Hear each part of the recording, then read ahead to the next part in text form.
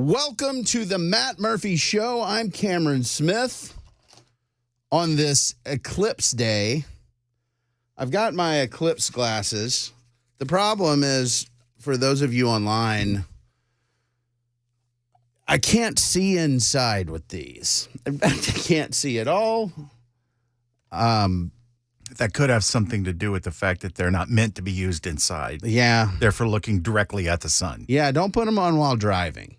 That's not, some of you guys are going to be on I-65 and you're going to be there around 2 o'clock when the peak happens in this area. I'm sorry. If you're listening to the sound of my voice, short of, listening online at one of the things that moves you to another location, you in Middle Tennessee, you are not in the path of the totality. I mean, it's pretty good as far as eclipses go, but it is not a totality. So go check it out. It will occur in this listening area from about 12:44 to 3:20 with the peak around 2 o'clock. So get your glasses. I was thinking about this morning that, man, that's a little bit risky when I look at these solar eclipse glasses and, what must the disclaimer look like for the lawyers who work with the companies that pass these things out? Because if you do it wrong, you burn your retinas.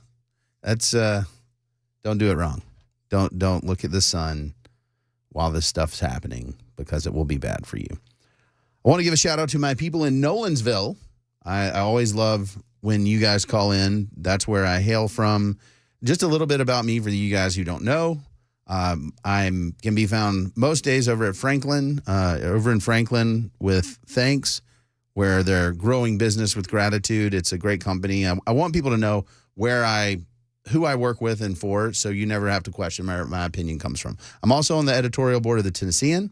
I'm a columnist over there. You can read the stuff that pops out over there. I also write for AL.com down in Alabama and the Southeast. And so there's stuff all over the interwebs. You can check it out. As some of you guys know, I'm also a partner in a media company. And we just have The Ballad of Davy Crockett out in distribution. I wanted to give you guys an update there. We have moved up we entered Amazon Prime, or Prime Video, I should say, at 65. We're up to about 12, thanks to you guys. So some of you guys have been following along. This has been kind of a funny journey for Matt and me over the last couple of years of filming this thing, getting it done, getting it out there. This all was a result of wanting to challenge the culture that basically said, we're going to pump sewage in the form of streaming stuff into your homes. And the question is, well, what are you going to do about it? Are you going to just sit there and say, I do not like it? Or are you going to start figuring out how to make entertaining, funny things for the audience? And there are a lot of great studios out there that are doing that type of stuff. Some are more parochial, putting out Christian things like The Chosen, that sort of stuff. Some of them are like us in The Ballad of Davy Crockett, trying to put out stuff that entertains, that sends a positive message about family, faith, that sort of thing. That's not super preachy, because let's be honest, that's what we really can't stand right now, is people just preaching at us constantly and saying, well, here are the values you're allowed to have. Here's what you're allowed to believe. And I want to kind of go over the show today. We'll try to go over some of the different things that I'm talking about. I made liberal heads explode over with my last article this Sunday at the Tennessean, basically saying that the Lee Greenwood God Bless the USA Bible that Trump had endorsed has a message, whether you like the messenger or not. It's something that we should absolutely be engaging, and that a lot of the negative backlash is just because people don't like Trump. Don't kill the messenger. Check out the message. So we'll talk a little bit about that. Bell will be interested in hearing this. I got an update on the juvenile justice, basically parental access bill introduced by Jack Johnson and William Slater that should get a floor vote this week. It looks like that's... So it's already been run through committee? Yes, and it was reported out of committee, and it's going to be on the floor. What was the committee vote? I think it was unanimous. Was it? That's yeah, good. so it went really well at committee. We'll talk about some of the details there. The big story today, other than the eclipse and being in the totality, is Trump weighed in on abortion. This is a big story. Came out and sort of put his stake in the ground, and it's not what some of you guys think, not what some in the pro-life community wanted. I think it's worth a conversation, and I want you guys to be a part of that. 615-737-9986 is the Members Nutrition Super Text line. That's where you can either call in, you can text in, we can talk about it. I'll try to get to you guys during the breaks and have the back and forth with you. A couple of things that I also want to get to, time permitting. It looks like there may be what's called an age inversion happening between Republicans and Democrats. Republicans now, there's some polling out there, and again, some of the polling may not be accurate, so I want to be careful with that, but some of the polling is suggesting that Trump is actually doing better with younger voters than Biden, and Biden's actually doing better with senior voters than Trump. This is kind of an inverse from the trend that we've seen for the last several election cycles, where Democrats do really well with young voters and Republicans do really well with seniors. So they want to talk about this. And then finally, one of the things that just has been taking my breath away lately has been tipping. I don't know if you guys have noticed this, but tipping is out of control. I saw at point of sale at like a fast casual restaurant, a 30, like, you know how it auto populates, right? And it says 25, 30, 35, 15, 20, 25. Standard what I've seen lately is 15, 20, 25. I saw it at a point of sale where it was up to 30%. And I don't know what to say. You haven't rendered any service. I just placed my order and you just want me to tack on 30%. I want to talk about that because I don't know what you guys are doing or how you're handling it, but that's kind of the stuff that we're going to cover today. So I got an example for you on that. Really? What? When was the last time you went to a concert? I've got one upcoming, but it's been a minute. I went to 2 concerts last year, and at both of them, when I went to buy the T-shirt, I said I would like number 7. They reach into the box, they hand me number 7, and I'm supposed to tip on that now when I run my credit card. I don't think you are. No, I'm not going to tip you for reaching in the box. Right. I don't. I guess it's inflation and software and some other stuff that people want to, are doing that, but it is just weird. A couple of other exciting things, and then we'll kind of get to the discussion. I still need your children of unusual size. As some of you know, one of the things that Matt and I talk about is the updates on youth tackle football, of which I'm a coach and huge proponent. I think it teaches young men resilience, teamwork, a lot of the things that our culture says no. Also, hitting. It's okay on the football field. Not in other places. Football field, yes. So, great sport for young men. And the Nolensville Panthers, now the Nolensville Stars, we're part of the Tennessee Youth Sports Alliance, and I am looking forward to getting to play against the Brentwood Blaze. I was a Blaze. I was a member of the Blaze, one of the first teams when Brentwood opened up youth sports. My dad was a coach at the Brentwood Blaze, so we get to play them again. It's been several years since we competed against them. The Mount Juliet Bears.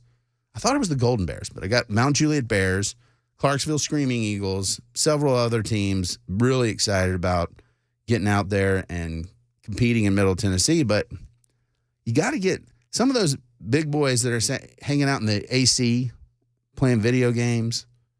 You know them. Get them on out. Get them to come out. That might be a lineman ready to hatch. You never know. And so all children of unusual size, you can find me at D. Cameron Smith on X. Join the conversation. And I'm going to make this thing a thing. Hashtag TN Politics. You want to talk about what's going on in Tennessee, national politics with people from Tennessee? Hashtag TN Politics. Let's do that. David called right in on tipping, so I think we just probably need to lead off with the one I was going to fill in with. David, what you got? What's going on, guys? How are y'all? Oh, you're doing great. Tell me about tipping.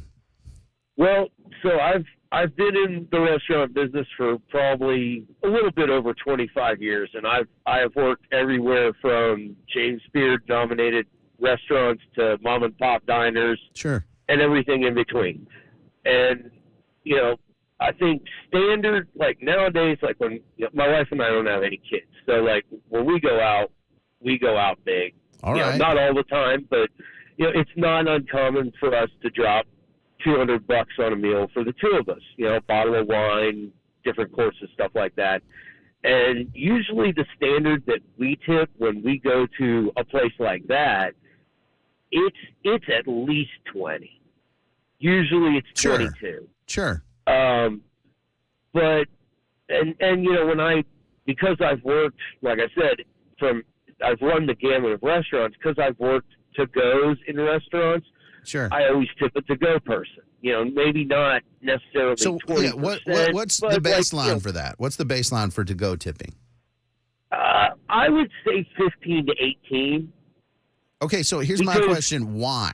You literally have no other way of picking up that food other than them cooking it and putting it in a bag.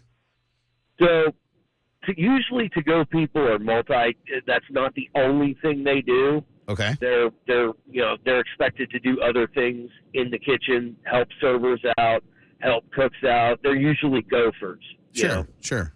So, you know, when a restaurant's really cranking and, you know, oh, well, this guy on this station didn't include this in this order, and you got to go bust somebody's chops to do this, and, you know, you're running all over Hell's Creation trying to get everybody's to-go order together so that nobody's absolutely livid when they get home that they didn't get, you know, their 3 sides of barbecue sauce or whatever. Do you check your order before you tip, or do you just go and you just say, I tip? Because I have been, you know, even though I work in the business, I've been hosed plenty of times, so I always do check. Okay. I will always check my order before I leave. Okay. But, you know, if that, even, you know, like if you can tell that person's slammed, but they still got a smile on their face and your order's accurate, then yeah, I'm going to leave. You know, like I said, I'm not going to tip as much as if I dined in, but I'm going to leave 15 to 18.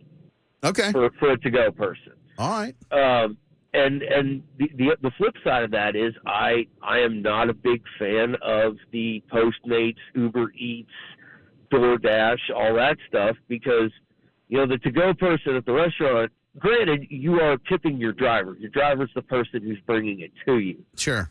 But, you know, when I worked to-goes before Uber Eats and all that stuff, you know, it was nothing for me to make $40, $50, $60 cash on top of my hourly and walk with that, and that was gravy on the top. But, you know, now with Uber Eats and stuff like that, you know, obviously, you know, they leave a spot for you to tip the restaurant, but nobody does because you're tipping your driver. Your driver's bringing it to you, and I understand that. Sure. But for that specific reason, I do not use those services. I will go and pick it up myself and tip the restaurant employee. Okay. So when you see a default tipping amount of like 30%, what are you like? Oh, no. Yeah, no. You know, like I said, you know, I've been doing this a long time, and I may have been born at night, but it wasn't last night. You know, right? Listen, dude, you're gonna get 15 to 18 from me if you did a good job. Sure. But 30% is absolutely preposterous. Like I said, I mean, I don't even tip 30% when I go to the Optimist in the Germantown neighborhood and drop $200 on 5 courses and a bottle of wine. Sure. So I'm absolutely not tipping the pimple-headed kid working to-goes at Chili's or whatever 30% on my, you know, my halfway decent burger and burrito. Yeah. Well, I appreciate the call, David. Thank you very much. I mean, so I hear this a lot. My brother used to work in the food service industry when he was in college. He was a waiter, and he very much, that experience informs how he tips. And so folks that have worked in that industry are, in my experience, a lot more generous, a lot more flexible. They get it that there's a lot of people in the line and sometimes things happen. It just shocks me when I see 30% on something where the service is the food reaching me. Like you have to hand it to me.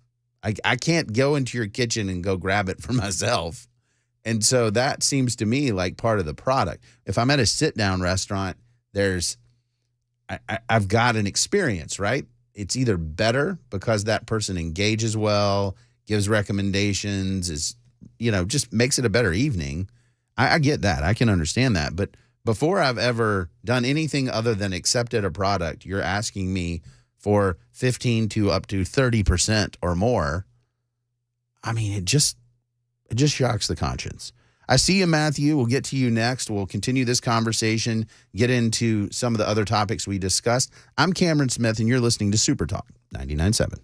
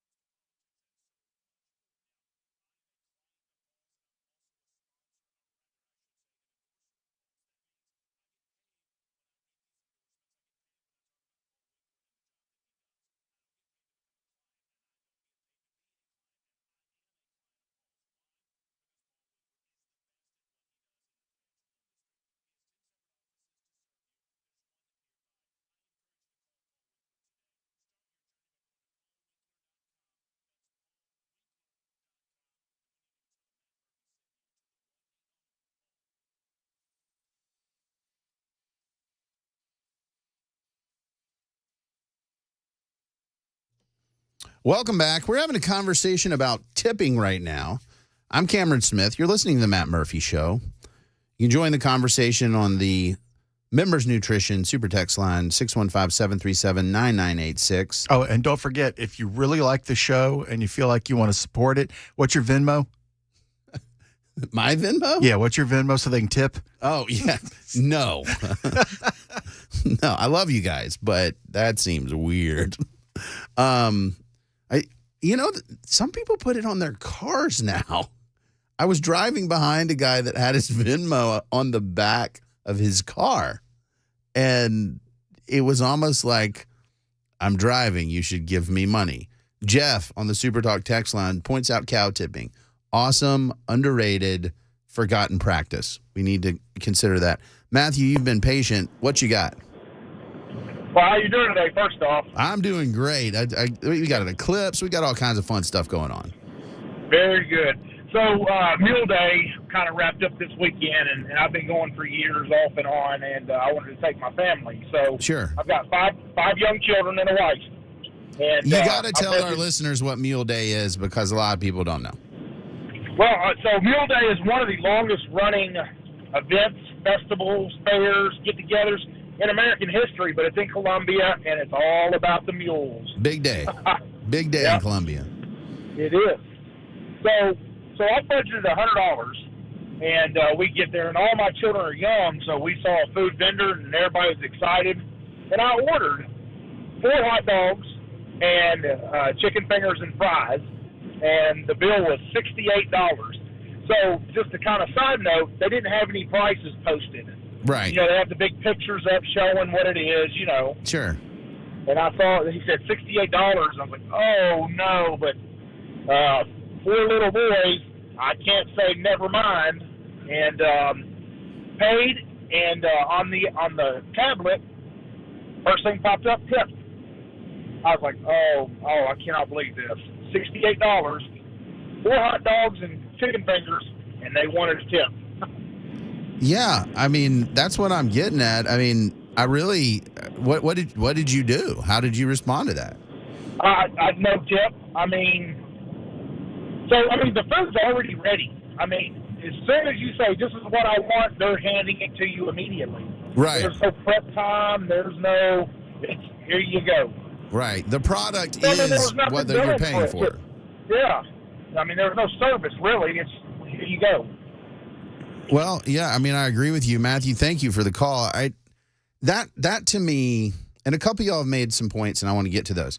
One, with some of the food service delivery apps, the thing they're calling a tip, one of you said, is a bid out to the delivery people as to who's going to get you your food. They're looking at that and saying, oh, this one has a big tip on it, right? The other challenge, I agree with coffee. I like coffee. I like baristas who do fancy things with coffee and make that's great. But again, there's not, I'll say Starbucks does this better because you can tip after you've had your experience. You don't have to tip at the point of sale. I use the app. And so that's a good example of, I use the app and then I see it and then I respond. Here's a couple things from me. I think that I want to tip you for excellent service. That's what it is. I don't really think I should tip you for just conveying product to me, because if you don't do that, you don't have a business. I do want to take care of particularly young people that are in some of these roles that, it might be a high schooler or a college kid that's trying to make ends meet and, getting this done. And I want to be respectful of people. We should show appreciation. We should be grateful people. We should not be jerks. Bell seems to have a thought on the matter. Something that used to annoy the living hell out of me is when when I lived in Atlanta, and there was, next to my condos, there was a really nice restaurant that I would go in and hang out on the regular. And I got to know the bartender really well, and he always took great care of me. And I would tip him, and they would split that with the other servers.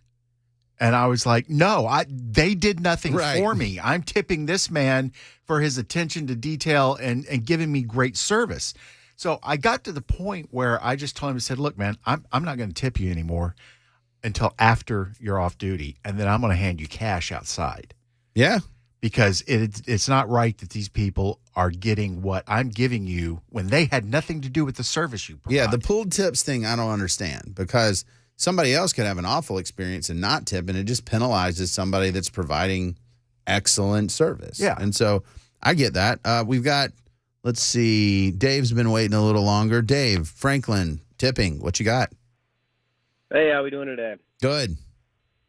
So I'm pro tipping, and it's because it screws the government over. We're all conservatives. We should all want as little government as possible. We hate it. So when you tip, you're basically giving them a wage that's not taxed. So Sure. First of all, if you tip on a credit card, yes, it's going to go on their income tax, but the employer skips out on the double FICA part. They skimp out on the employer side of that. So you're starving the government of that revenue. If you tip in cash, it's even better. So that's why I'm for it. Okay. I appreciate it, Dave. Thanks for the call. Dave's modus operandi is tip cash so that the government doesn't get it. All right. I hear it. We've got to take a break right now. You guys are all over this. I'm going to get to y'all. I had no idea y'all were so passionate about this topic. It certainly got my attention, but it's definitely got yours. Communal tips equals socialism. Absolutely. I see that. We're going to take a break. I'll get back to you on the other side, and we'll continue this talk about tipping. I'm Cameron Smith, and you're listening to The Matt Murphy Show on Super Talk 99.7.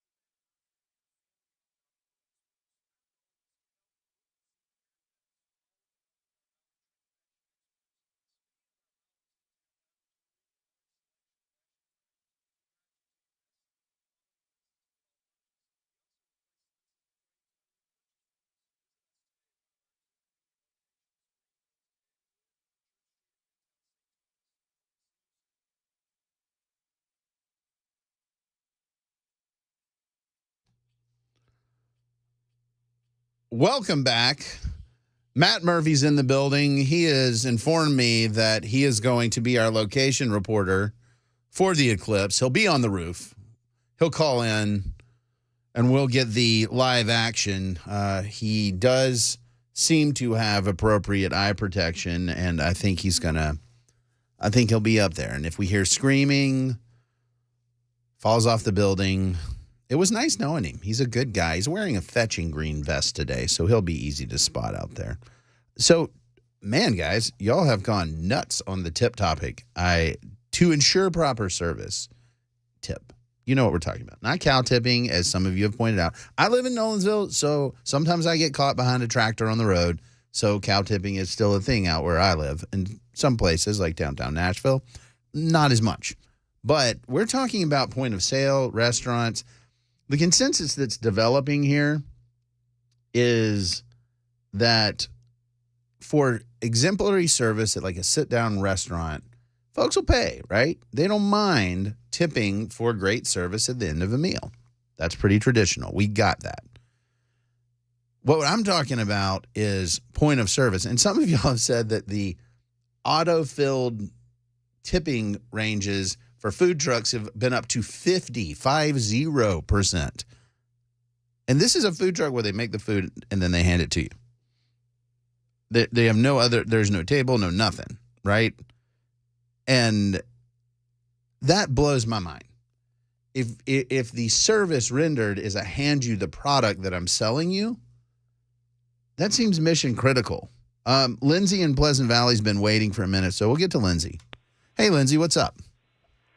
Hi there.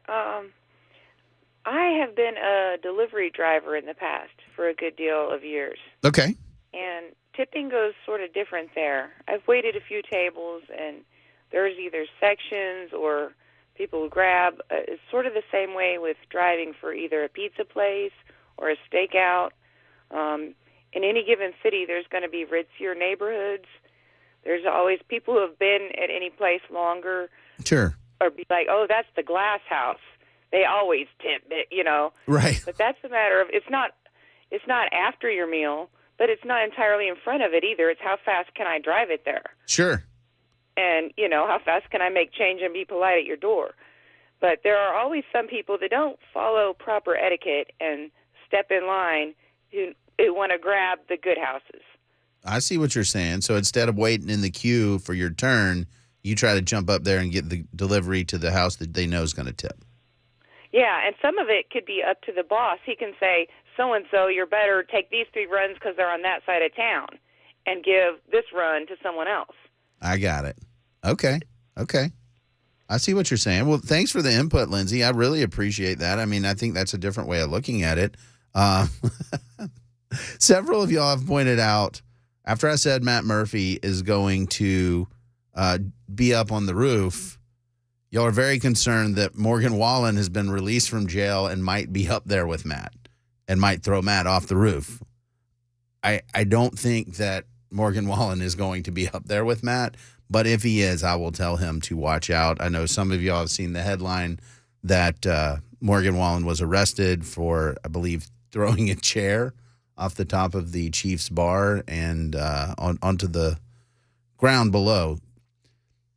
Let me make a public service announcement here. Please do not throw things off of buildings downtown. There are people down on the ground, and if you do that, it could hurt them very badly. I thought this was obvious, and this was rather common knowledge. Apparently, it is not. So again, please do not throw things off high buildings in downtown Nashville or any other buildings, anywhere else for that matter, because that's not awesome. Mike, Nashville, tipping, what do you got? Hey, I've been in the restaurant industry probably for 20 years. Okay. Just for a setup, Tennessee law, servers and even pizza delivery drivers, they make less than minimum wage. Okay. The wages are paid like maybe $5 an hour. So sure. Then you have to report your tips as you go. And so between the wages and tips, you get above minimum wage. That's the idea. Well, at least minimum wage anyway. depending on who you're delivering to or waiting on. Sure. And like she said, I mean, the more classier neighborhoods, they're obviously going to tip more. But it's just, I don't know why minimum wage is less for restaurant workers than normal minimum wage, on the federal level. But that's something to consider. And then your delivery drivers, they're using their own car, their own insurance, and their own fuel. So any delivery fee that's, maybe, tacked on by the restaurant is not actually going to the driver during that transaction of that delivery. Okay. Well, I appreciate it, Mike. Thank you for the call. I think Mike brings up a good point, and Bell's mentioned this. We need to know, and I think it's okay to ask, where the tip's going, right? Is this going to a pool? Is this go to the restaurant? Is this going to you? Because I do think that particularly for services where the quality of the job is not just about executing the job. We mentioned a manicurist, somebody like that they go above and beyond and do a really good job. You want to reward that. You want to say, hey, look, I see you. You did a great job. All of y'all are kind of hitting that and saying, if there's high quality services rendered so that the baseline, we'll call it X, whatever you receive is X plus plus plus, then you're really saying, okay, this is the right way to go. And when Matt popped his head in here a minute ago, I said, well, if you tell me that you're going to lower your prices and you're telling me that that I'm tipping you based on some other factor, then I'm fine considering that. That doesn't bother me at all because that's a fair trade. If you're saying, hey, I want this sandwich to be delicious, and so I'm taking the price down here, but if you really love it, then leave a tip that's significant. All right. I mean, I could do that. I mean, it's a little more subjective, but I could do that. Let's see who's been waiting. We've got Monty and Gallatin. Tell me about tipping. Yeah, last night I went and visited a Sonic, and at Sonic it's usually young people, and yeah, happy to tip a little bit when you go buy your ice cream. And I had a milkshake and a small sundae. Right. And it took a while for them to come out, but I'm being patient. They came out, and I had a $10 bill, and she said it's $8.07. So and she took my $10 bill, and she's like, I have to get your change. I was like, okay. So she comes back to bring me my change, and she brings me back $9. And I, without thinking, handed her the dollar and then had a second thought, wait a minute, where's my change for the $1.80, right, 93 cents or whatever. And I was like, oh, you didn't bring me the right change. And she said, oh, no, I brought you the right change. We don't make change with pennies and dimes and nickels. We just give you dollars back. And I was like, what? Well, that's exactly what I said. And I looked at my mom. I was like, what? And I reached over and took my dollar back. It made me so mad. Yeah. Well, I appreciate the call, Monty. I mean, it's these kind of practices that make people lose their minds, right? If you give somebody correct change back and then they give you money, then that's great. If it's like, oh no, we just have this policy we don't tell you about unless you ask. And I get it. Different people have different policies on tipping. My wife is a very generous tipper. I'm probably about average. I will tip generously when there's two things for me. If I see somebody that's young, that's hustling, that's really, really trying, I want to reward that. Not only do I tip, I tell them, hey, look, I see you and I like the hustle. And I usually give them my business card because anytime somebody's hustling, I think that's great. I want to reward that wherever I see it. And for just above and beyond service, right? It is a big, big deal. John in Birmingham, what do you have, John? Hey, how are you?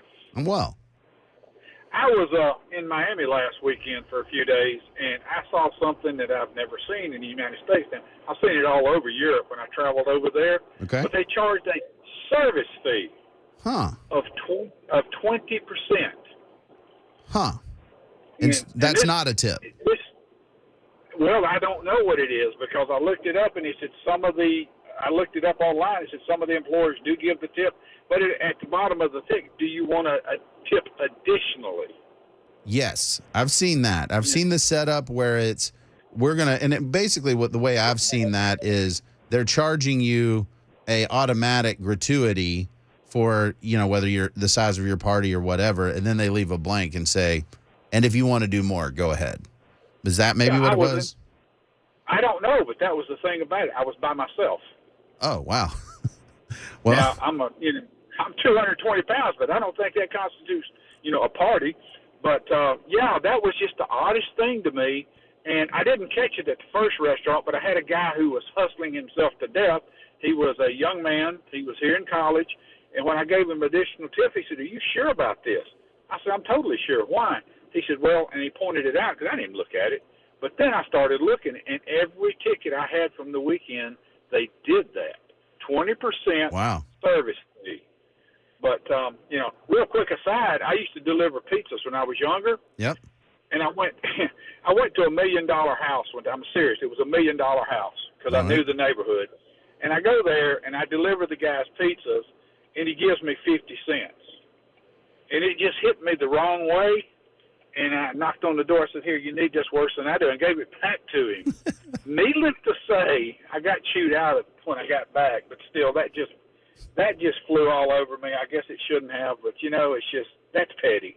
Yeah. You're living in a house like this, But I just thought that was interesting. Like I said, I was down in Miami, and they do things a little different down there, but I've just never seen in the United States. I've never seen the 20% service fee for the restaurant. Well, I appreciate the call, John. That's something that you guys are mentioning is you don't like the shady stuff. If folks are doing things and have practices that they don't tell you up front and then it's hitting there. I'll use an example. The other night we went to a restaurant called Mad for Galbi in Nolensville. It's a Korean place. It has the grill, and it's a lot of fun, but it's a lot of work, right? Because they're helping you cook it, and they want to make sure the food's safe. And I saw something that was really encouraging. Like, it was really cool. They were understaffed. Some folks hadn't shown up. And so owners of the business were out helping tables, right? And the waitresses who were going about a mile a minute. And they were really, really, really gracious and kind and communicative. They're telling me what's going on. And it was a great experience for me and my boys. They had worked hard all day, so I took them out. They love Mad for Galbi because it's a little different than grilled chicken and green beans that we eat most of the time at home. And, we left a nice tip because we saw that. And we saw people saying, your experience here really matters. And it matters so much that even if we're understaffed, we're not just going to mail it in. There were actually, I believe, 2 of the owners who were out working the tables. And that mattered to me. It matters to my community to have those kind of examples over at Just Love Coffee off of McEwen. I think Keith Bullock owns that franchise. I've written a column about it. He's back in the kitchen, washing dishes and doing stuff and saying, I'm not above anything else. It's just awesome. And to see folks engaged like that is really big. And I like I like that. I got one of the callers here said the service charge at restaurants is correct. It's very common in Europe, but they don't do tipping like we do. So this is sort of a built-in feature. And I've seen it as a built-in feature. Normally, I can expect when I have my family out, there's 6 of us, 6 or more. Sometimes they'll do an 18%, 20% gratuity, whether or not you want to pay it, and then you can pay extra. But got a lot of stuff going on right there. And I think it's important that we take care of people, that we're grateful, that we're generous, but Man, we got a lot. We've got to take a break right now. We'll come back. We'll wrap this up, man. We've taken a whole hour talking about tipping. It's because that's what you want to talk about because this is your show. Actually, it's the Matt Murphy Show on Super Talk 99.7.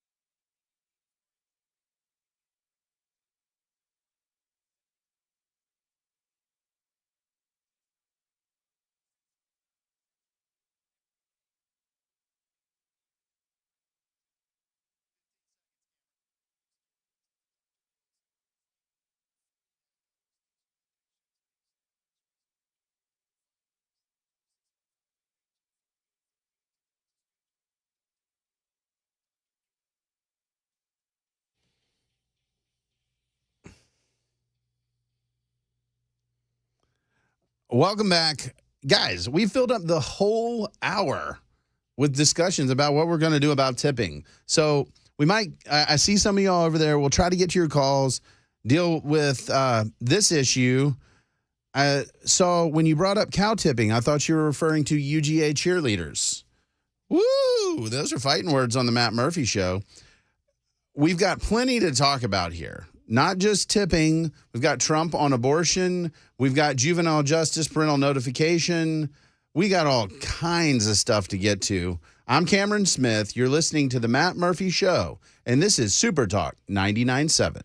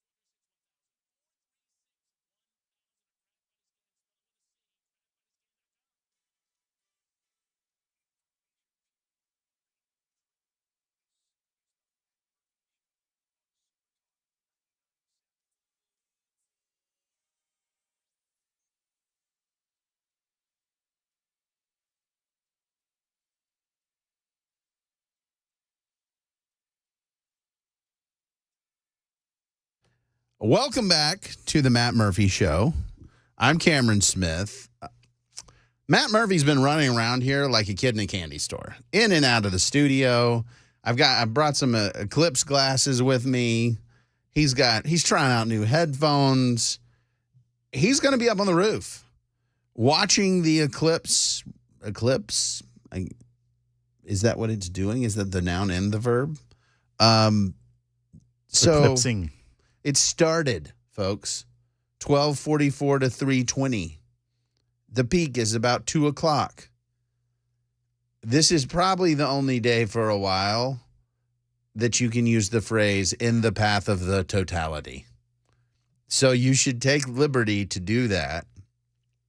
And you should also do what I do, which is try to convince my friends that the best way to protect themselves is a conical aluminum foil dome on top of their heads.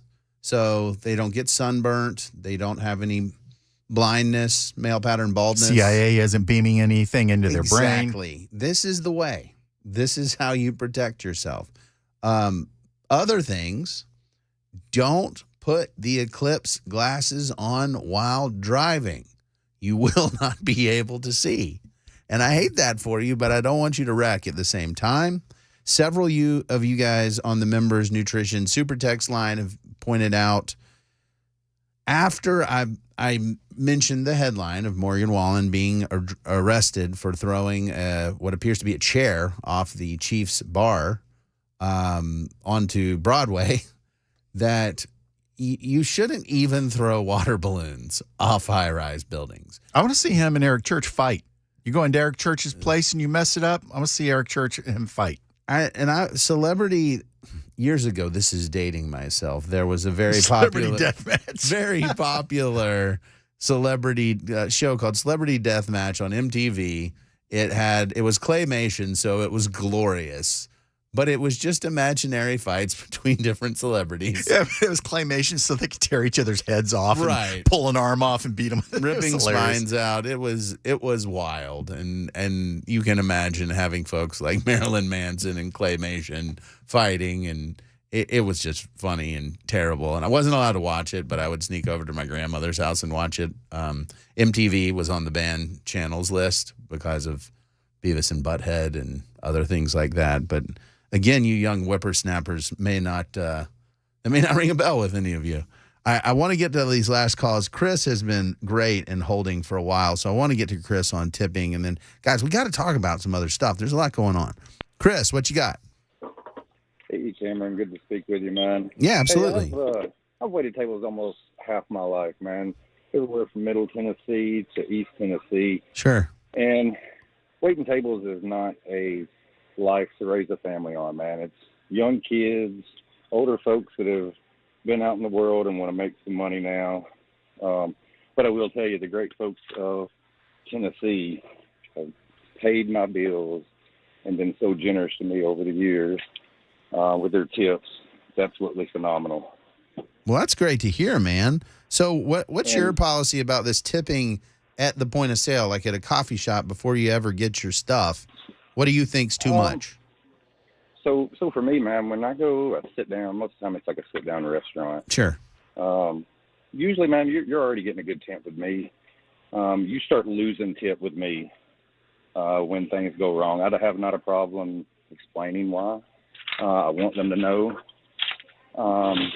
That's just how it is, man. I mean, I've met folks that have been in this business that couldn't even look at a customer in their eye and talk with them. That's the biggest thing. Up and down on your knees, your legs. Dude, if I could have done it longer than I did, I made a boatload of money in Gatlinburg, Tennessee. I'd work 3 days a week, make $2,000 a week. But you're saying it's just rough.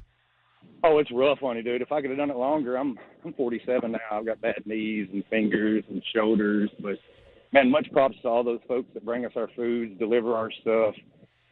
Since COVID, I'm not going to call it lazy, but it's a lot easier just to have folks do something for you. So, guys, don't forget, these folks have families, they have lives. Everybody has bad days. Just show them your love. We're all human. Yeah. Cameron, I appreciate it, buddy. Thank you, Chris. I appreciate the call. And I think that's what's really important. We need to be grateful, generous people. we also need to communicate both ways, from the people giving the service and the people receiving it, and saying, hey, here's why things are a little bit slow. I was at, again, I try to engage local. So I was at Saturday morning at Cornell Brothers Coffee, and they have some fantastic breakfast sandwiches. But they were slammed because it was a Saturday morning, and so the wait was about 35, 40 minutes for a breakfast sandwich. Now, they started at some point telling people, but they didn't tell me. And that's kind of the kind of thing that folks need to manage folks well and explain, hey, look, this is going to take a minute. And if people choose to wait, well, they feel respected because you communicated with them, that you respected their time. And so a lot of this stuff is when you communicate, this is business 101. If you just communicate and manage expectations, you get better outcomes.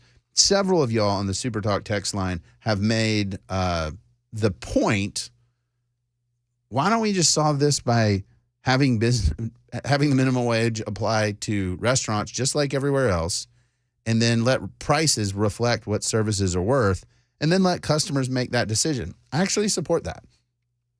I think when I go for excellent service, let's say I go to a high-end restaurant, something really nice, like Taylor in Nashville or something like that, I expect to have excellent service. Well, reflect that in the price point.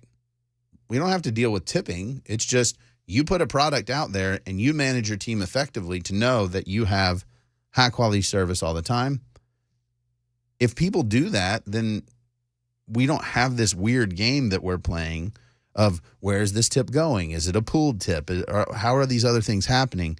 So I like the idea of just putting it in the price for your product. I'd rather pay more and not have to deal with tipping because it's excellent. And then if it's not excellent, I just don't buy your stuff. I don't come to your restaurant. I don't drink your coffee. Versus what we're doing now, which is I'm tipping you for giving me the product that I'm buying. No actual service rendered beyond that. That's the price of your product. So that's like tipping the proprietor. If that's what you own the restaurant, you're making it, I don't need to tip you for selling me the thing. Like, that's what I pay you for. So here's what we're going to do, because I want to put a bow on this. We got several of y'all waiting on the calls, and you've been patient. But I need to get through a lot of you guys real quick. So I need you to just give me your take on what you think, what your gripe is, what we should do about it. But it's probably going to be 15 seconds, something like that, because we need to get through a bunch of these real quick. We're going to start with Andy in Mount Juliet. Andy, what you got? Hey, Cam. Hey, Andy. Two things real quick. What do you do if you're meeting an old friend in a restaurant and you wind up tying up the server's table for 2 hours? Do you give her more money? Yes. Yes, there you go. Because, she'd make the tip, or he would make the tip, off another set of customers. Yeah, only if you're there for longer than a normal period of time. But if I'm there for a couple hours, I absolutely treat as if I've been there 2 or 3 separate times. All right, me too. And then my next thing, real quick, is what about breakfast? That server works just as hard at breakfast for, a third of the price if you're tipping off of total of the bill. Well, I've eaten some expensive breakfasts and I've eaten some cheap ones. I tell folks to treat people right, and if they do a great job, okay, if you want to tip a higher percentage, percentages are a rule of thumb. My take on it is if they do a great job at breakfast, lunch, dinner, late night, tip them. Take care of them. That's right, because I want the same service the next time I come. Yeah. And that's all I got, sir. Thank you. Thanks, Andy. I appreciate it. And Belle made this point, too. If there's somebody you see all the time, you go to that same coffee shop, you go to that same restaurant. In college, my wife and I went to this place called Arzu's Mediterranean Continental in Roanoke, Virginia. It's since closed. The head chef was Isan Demirci. He smoked cigars in the kitchen. It was a health code violation, but the place was fantastic. Carlos was the server. Whenever we could scrimp through enough money to go to this really nice restaurant in Roanoke, we would go and we'd tip Carlos well. We didn't have a ton of money, but we knew him. And so if you build a relationship with somebody, you need to take care of them because that relationship carries value. And just remember that. Don't sleep on that one at all. Woodrow in Clarksville, we got to go quick. What you got? Hey there.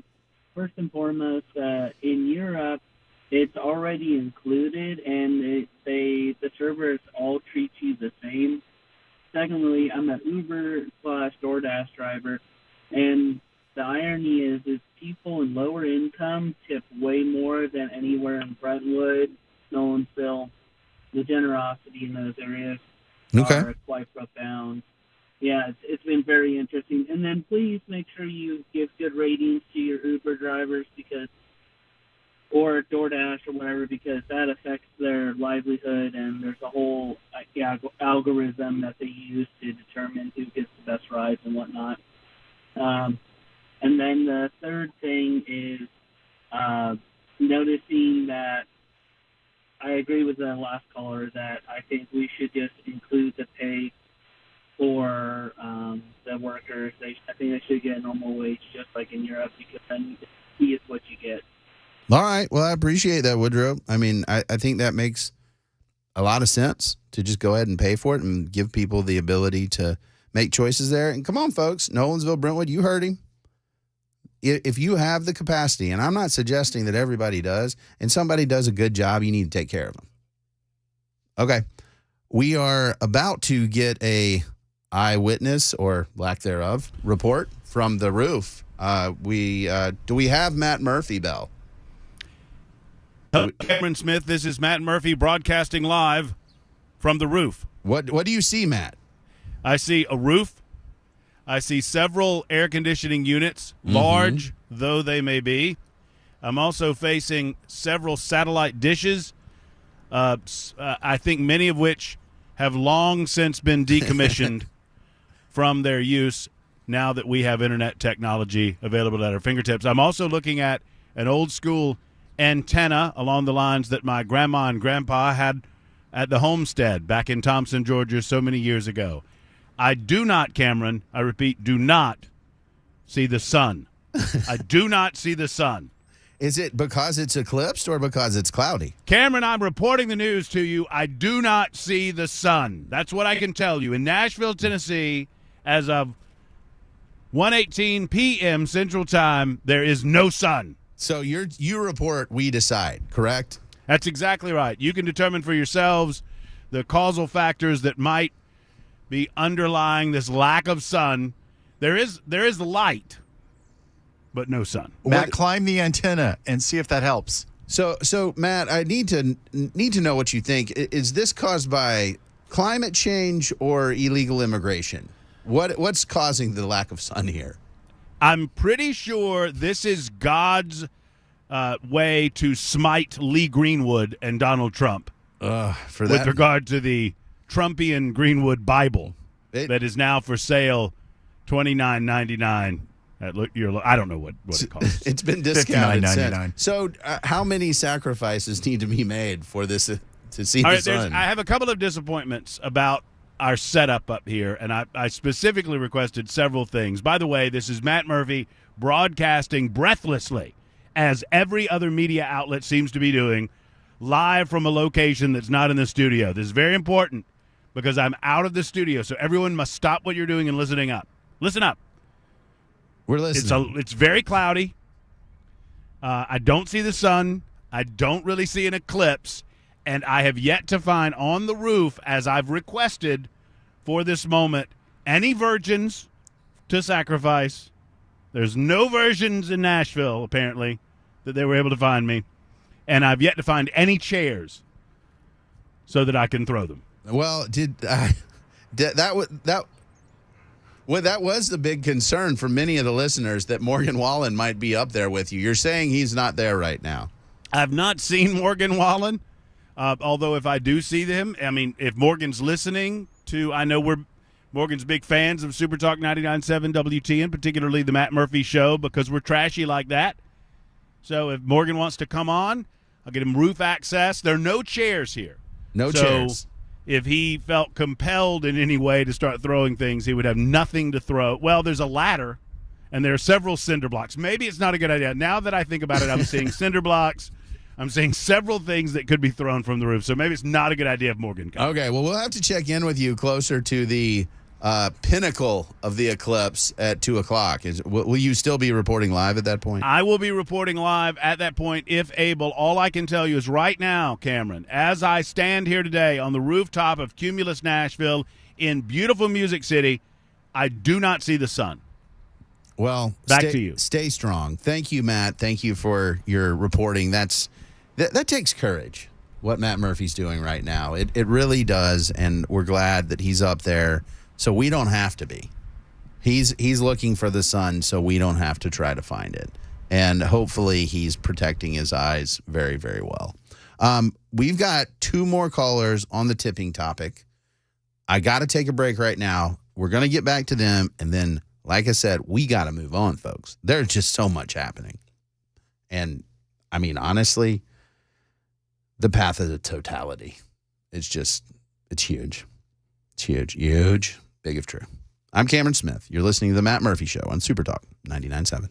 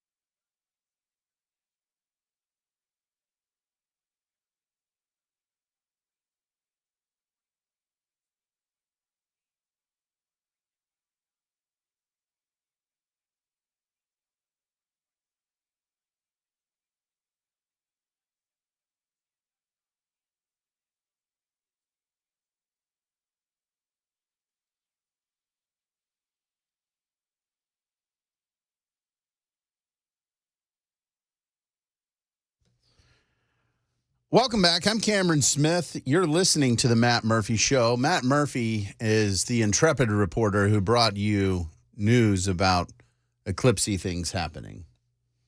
It's going to get dark, by the way, so you're going to be kind of confused if you're not paying attention to this. But sadly, we are not in the line of the totality. I'm just.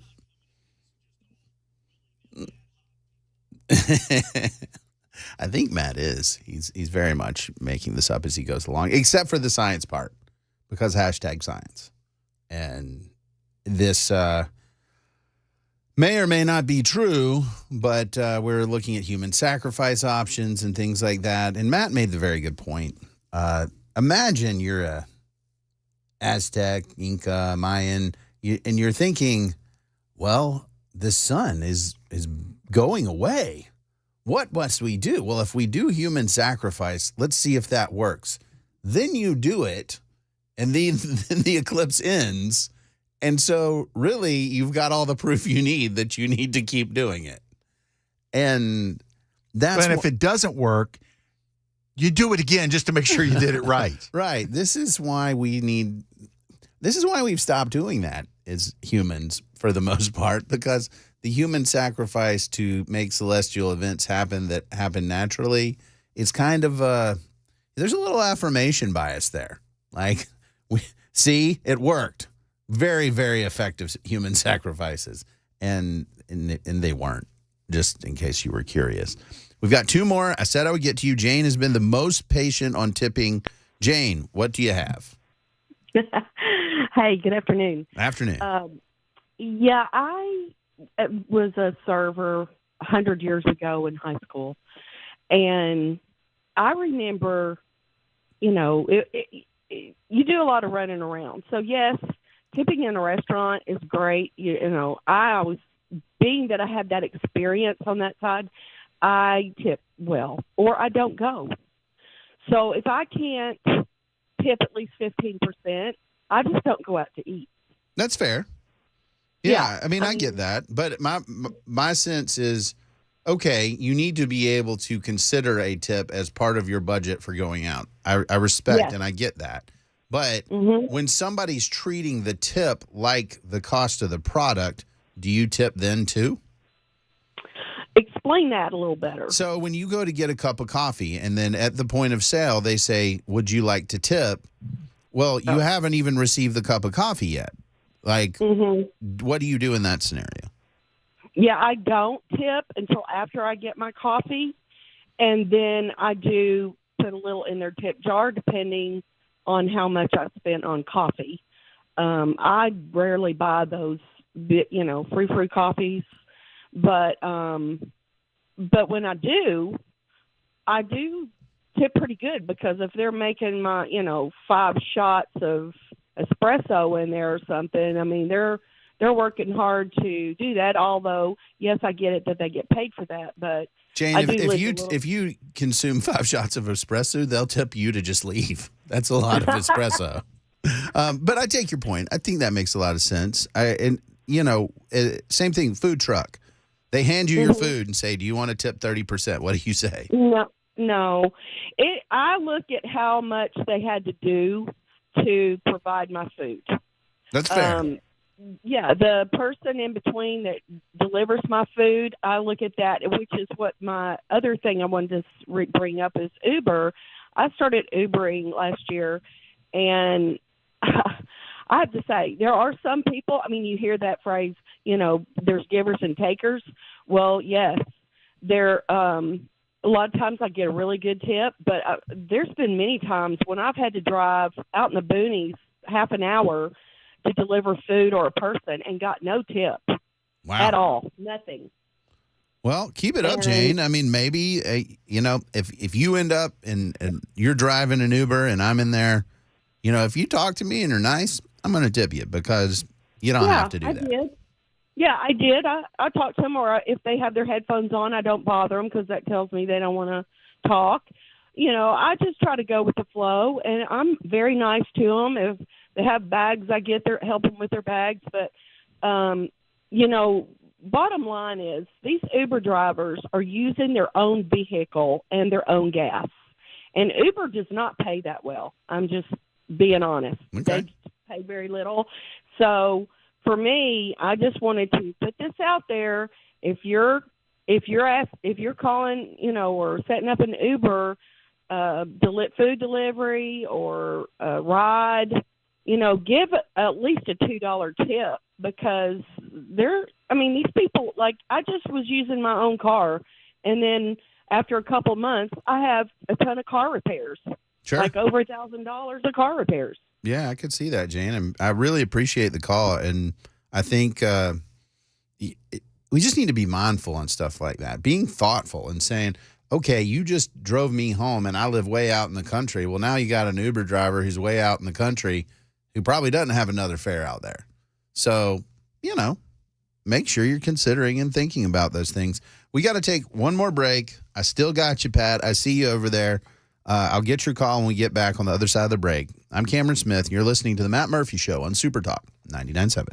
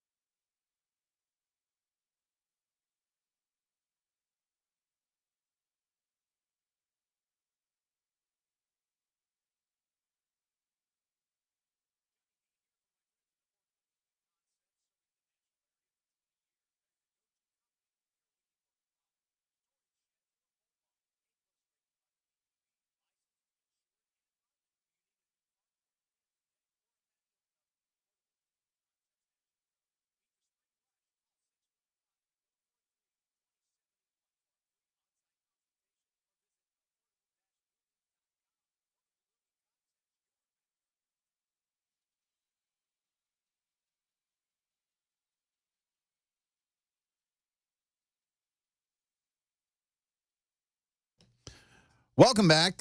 I'm Cameron Smith, and so far we've explored the nuances of tipping and the path of the totality and the eclipse and Matt Murphy reporting on it and something about being on the roof. He had to climb a ladder to get up on the roof.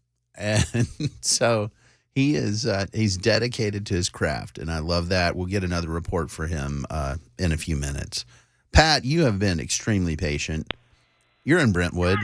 Tell me what's going on. I'm a very patient person, and I was a very good waitress. I would still be doing that if my husband would have let me, because I love serving people. All right. So I started out at 13 working in a restaurant washing dishes, and I thought, I don't want to do this.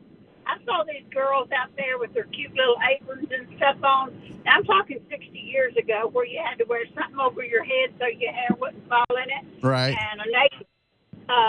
So anyway, I thought someday I'm going to do that. One day a waitress didn't show up, and the boss said, "Do you think you could wait tables?" I said, "I sure do." So this girl showed me all the tricks of the trade. And okay, come on. I need to know some of the tricks of the trade. What do you got, Pat? Okay. What are some of the tricks? I never let anybody's coffee get cold. I never let their tea go without ice. I always made sure they had hot rolls. I would go around if they were having a conversation. I did not interrupt. If they needed hot rolls, I got the roll basket and I brought them hot rolls.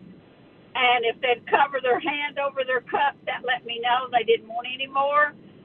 And I had people that would actually wait for me to get a table empty so they could wait. I could wait on them. And another thing, if someone came in late about closing time, I would ask the cook if they would stay and help me wait on them. And they would, and I'd make sure they got part of my tip. And the boys, the bus boys, if I needed help, they'd stay, and I shared it with them. So everybody took care of me. I absolutely loved serving people, and not just waitresses. I get good tips being a hairdresser, but I don't expect that. I charge what I have to make good money. Sure. And they do not have to pay me extra to do my job. I'm going to do my job if they never, ever give me an extra penny. And so, I mean, it's a matter of service, but I would not go out to eat if I didn't have the money to tip. Sure. So that's my do's and don'ts with service and tipping. Well, I appreciate it, Pat. I appreciate that call. I think Pat put a fine bow on it at the end, because she's talking about doing a great job. That's what people pay for. And then when she's talking about service, staying late, taking care of your people, sharing when they help you out. I mean, that's what it's supposed to be like. And I like that. I think that's absolutely fantastic. We can learn a lot from that. And so thank you, Pat. I really, really appreciate that call. Going to get to a couple other topics, and I want you guys to chime in on these as well with the Members Nutrition Super Text line, 615-737-9986. As I mentioned, I'm on the editorial board of the Tennessean, and I work over there with folks, and I'm a columnist, and they are a wonderful team. And I've got a couple pieces over there. One I want you to go check out. This was an interesting one that my wife and I went on a date night, and the Fatima Chocolate, known as the Buttery Chick, has a place over in Brentwood at the end of the cul-de-sac. She just cooks out of her house and did this. It was just, we learned how to make butter chicken. It was fantastic. For those of you who like Indian food, you have never tasted anything like this in your life. It was amazing. And I learned about Indian culture, Indian food, all about the different regions in India. And my family, I didn't actually eat Indian food until I was in college. And she talks about, pursuing her dream and her mom and family. I mean, it was fantastic. I've got a piece over there that y'all should check out, because we had a really cool culture here in Middle Tennessee. We got some awesome people. And everybody's bringing something different. I'm one of the, weird people because I grew up here, right? And what I've realized is that all these different people coming in are bringing in new perspectives, new ways of looking at things. And yeah, I get it. In conservative land, sometimes we're like, well, are they liberal? Well, I don't know. Some of them probably are. But the opportunity in a place like Nashville now that we have to, engage folks from different cultures, walks of life, viewpoints, it's pretty awesome. And it's something that I would highly recommend. And the buttery chick, that date night was fantastic, going into somebody's home, learning her mother's recipe for a dish that I love wherever I get it was fantastic. I've written about it. Go check that out. And then I did something crazy. I made liberal heads explode everywhere because I wrote a piece about the God Bless the USA Bible. And here's basically what I said. I'll have a quote. It's the hook from the article. If you're buying a copy of the God Bless the USA Bible, don't let it sit on the shelf with the other Bibles. Study it carefully. Do what it says. Read America's founding documents. I get it, that the idea of Trump endorsing a Bible, if it's made by the creator of the universe, the subsequent endorsements don't matter that much. All scripture being God-breathed, who endorsed it is irrelevant to me. But what I found strange was that we are such a polarized is the wrong word. We are such a partisan, angry society that me suggesting, hey guys, whether you like Trump or not, whether you think he's a good messenger for the Bible or not, all fair criticism points, something that you can look at. It's not a bad idea to read the Bible. There's a lot of truth in there. There's the capacity to learn and grow, particularly for Christians who say, hey, we follow Jesus. Well, you might want to know what Jesus said, right? You might want to know what God said, right? Okay, so there's that. Oh, what about the Declaration of Independence? What about the Constitution? Now, admittedly, Greenwood's God Bless the USA, having the lyrics there, I mean, it's a bonus. But even like the Pledge of Allegiance, I think that you should probably know that. And so what was interesting to me is Trump goes and endorses this Bible and is talking about it, and everybody's like, this is evil. This is the worst thing. And I said, look, if Satan himself was pitching a Bible at a much higher price point than Trump, you should still check it out, because that's something our culture needs. Between the founding documents and knowledge of our republic, which we are not doing a good job of training young people. I've talked to my boys about it. I mean, what they know about how our government works, what their rights are, that comes from me. Because I am not going to raise young men who don't understand this, who believe that the government gives them rights. No, you're endowed by your creator with certain unalienable rights. That among these rights are life, liberty, the pursuit of happiness. We need to know that stuff. And so I think, and this is coming from me, and you guys know, I am very much a straight shooter when it comes to partisan politics. I don't worship any politician. I think it's weird to sign a blood oath to anybody. Trump, Biden, doesn't matter to me. Don't do it. But when we're just having this knee-jerk reaction to something that's true because we don't like the person that's saying the truth, well, Trump lies. Okay, yeah, he does. He's suggesting that you read the Bible. But he lies. Okay, cool. Again, is the thing he's asking you to do a problem? Well, but he's a bad guy. Yeah, sure.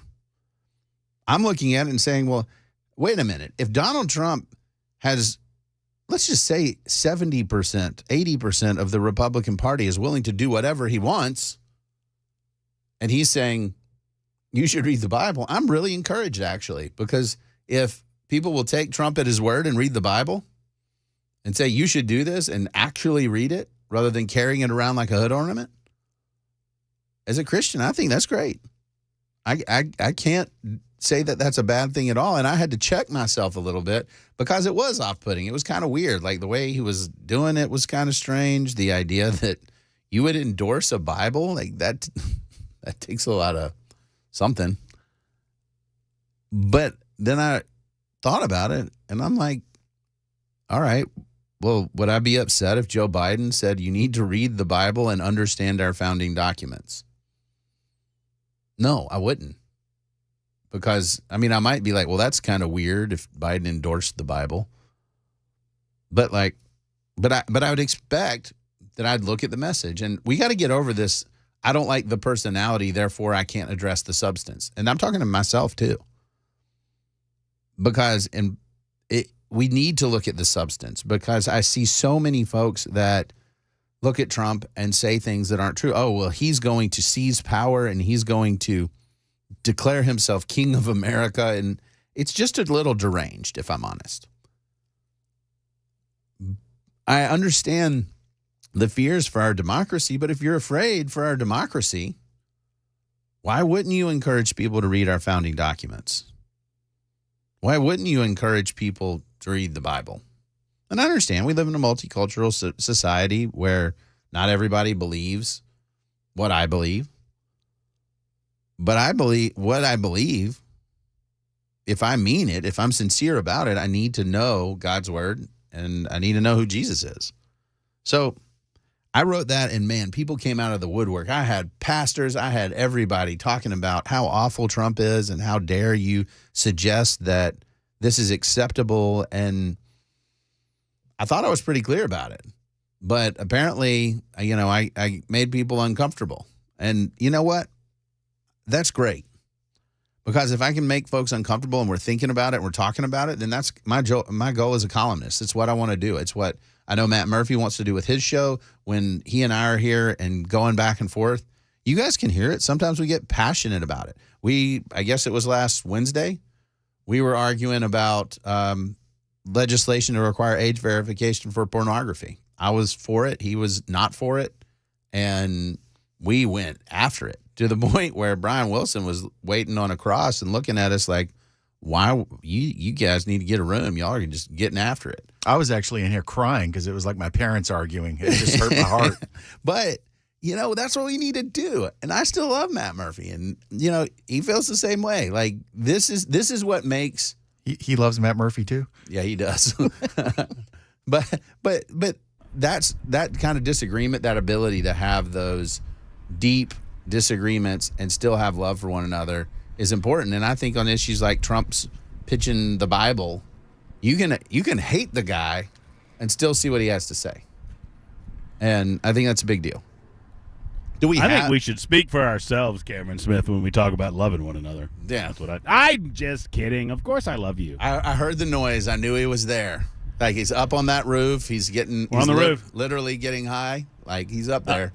Yes, we are high atop Music City, looking down upon what is decidedly more of a trashy-looking city from a rooftop. I must tell you, we collectively, as Middle Tennesseans, need to gather together and clean up this joint. This is disgusting. I mean, it's just gross. Anyway, but we are on the roof, anxiously awaiting any time now, they tell me, that the sun will be coming out and we'll not see it because it will be behind the moon. That's what I'm told.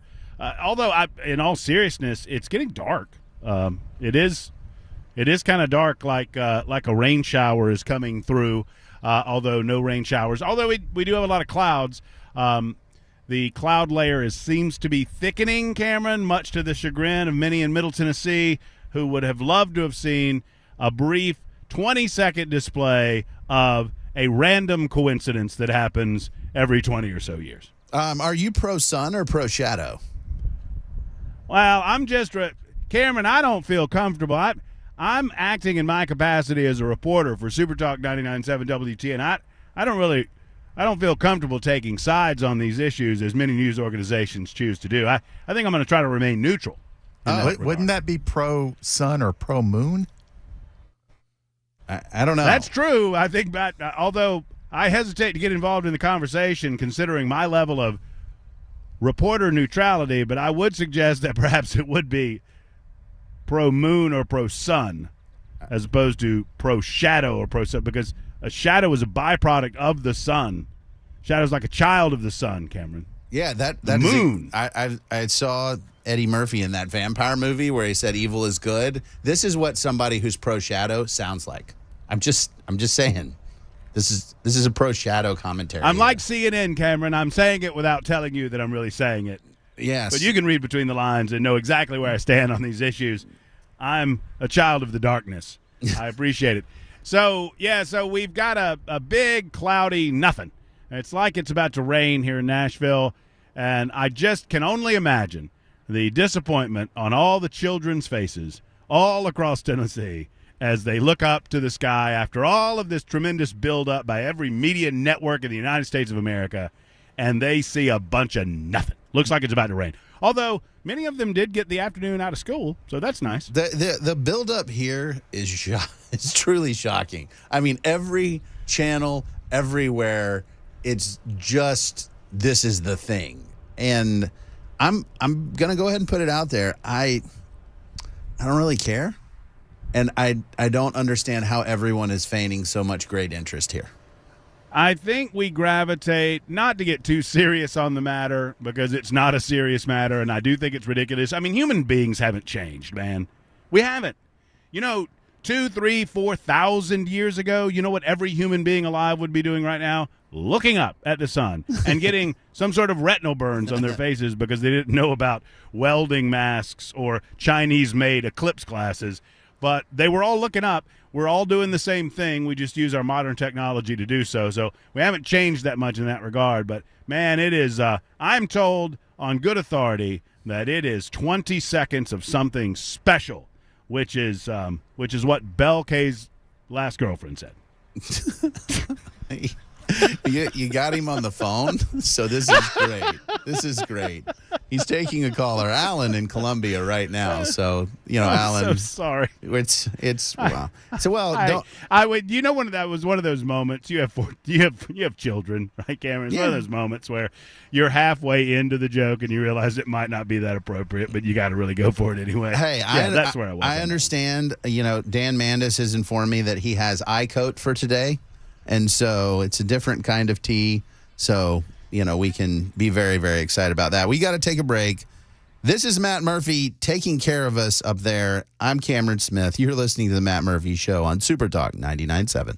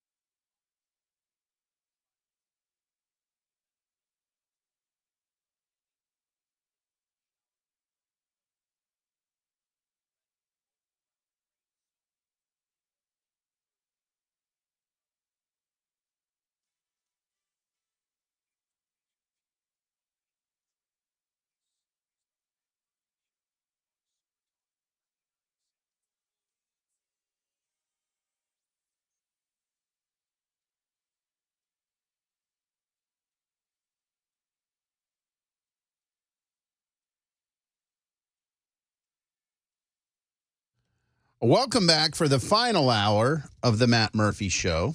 I'm Cameron Smith. I'm going to need you all to look up right now. This is right about the peak of the facial recognition software Eclipse.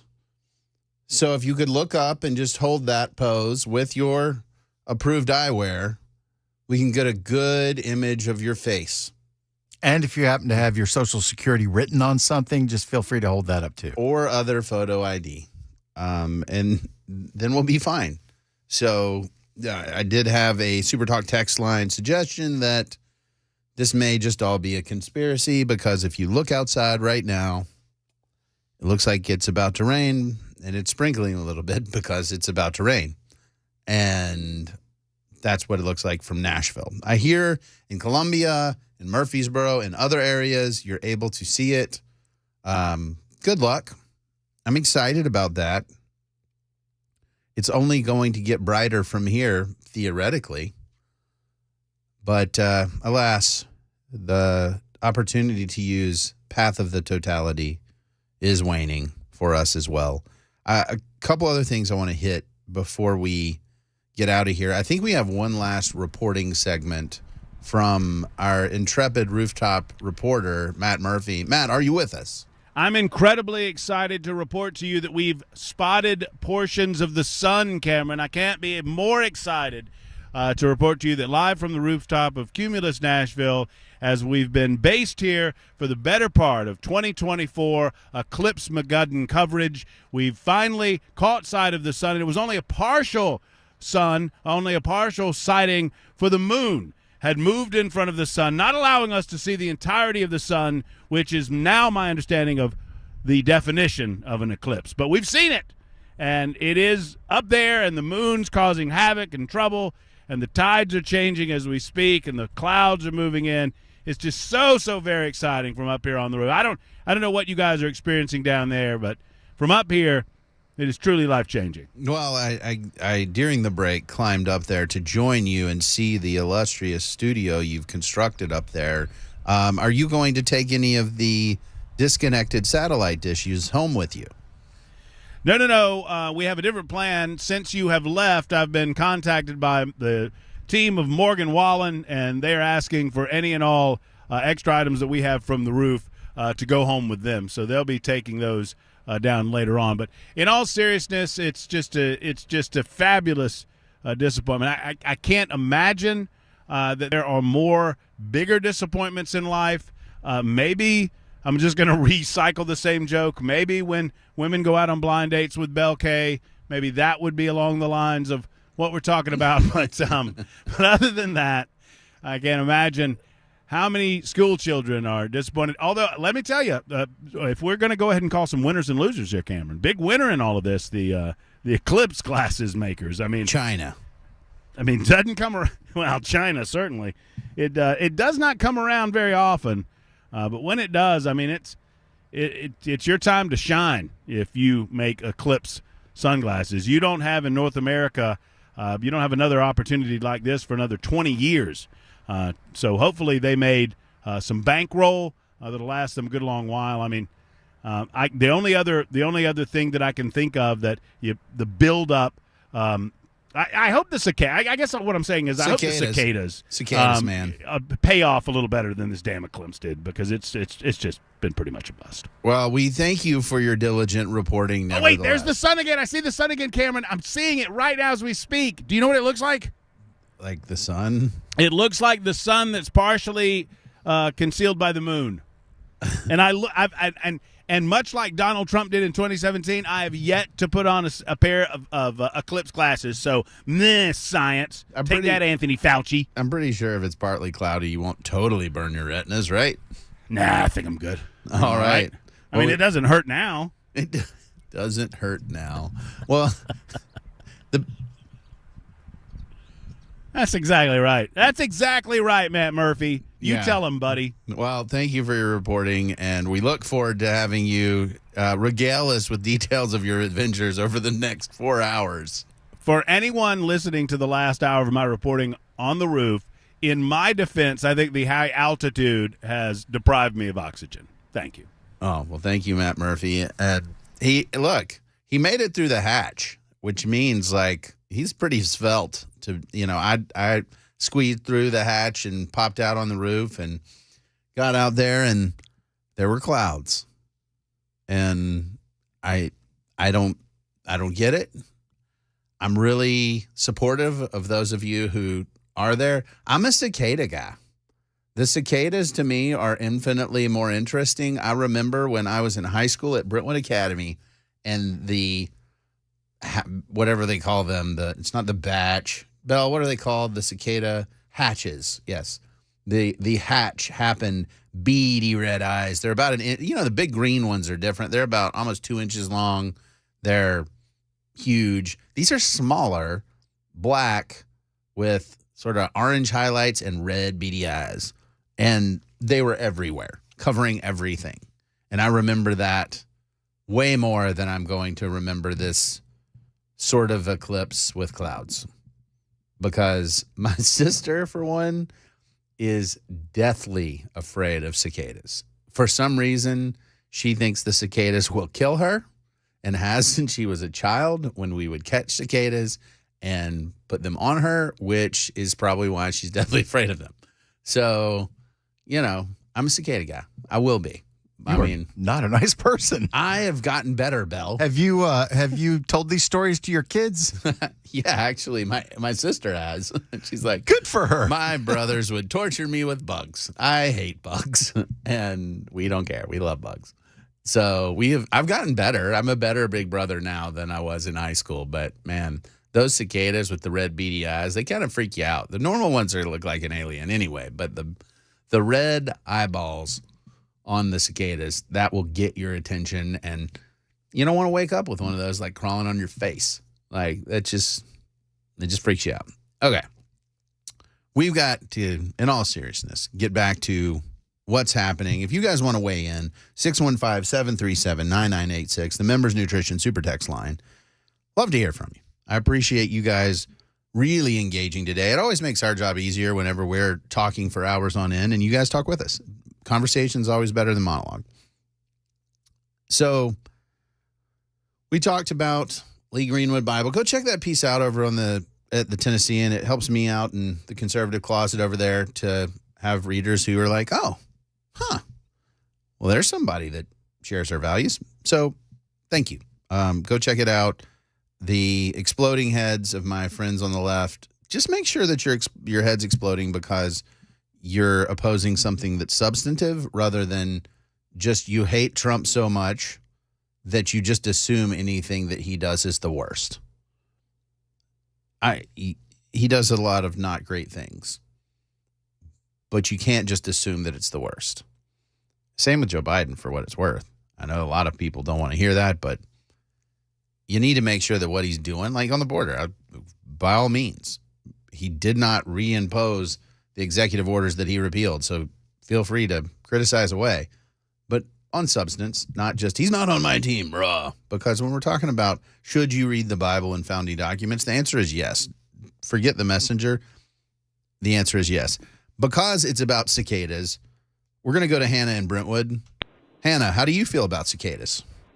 Well, I'm remembering the time that you were talking about high school because I think I was in college. Brenda and I had driven to Atlanta, and on our way back on the interstate, they got so, there were so many, we couldn't see to drive. We had to pull off. And they're creepy. We had to pull off the road. There were so many, and I think partly two things.